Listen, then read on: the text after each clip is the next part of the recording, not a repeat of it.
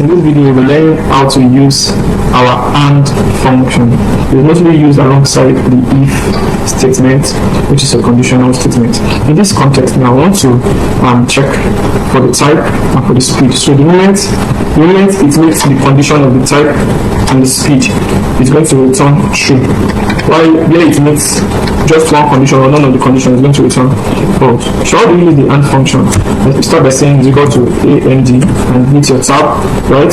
So put the first logical, you can see logical here. So put the first logical condition B2 is equal to, let's say it's equal to fire. So put this within quotes, fire. So it sees it as a string, put your comma. Then you want C2 to be greater than 70, right? You want it to be greater than 70. When you run this, you see it's returning false. If you drag this down or double click, false, fall true.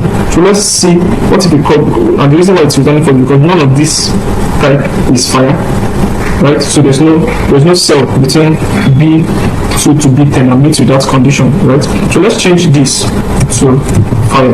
You see automatically this changes to true. Why? Because if this is fire, this is 100. The two conditions are met. What's the first condition?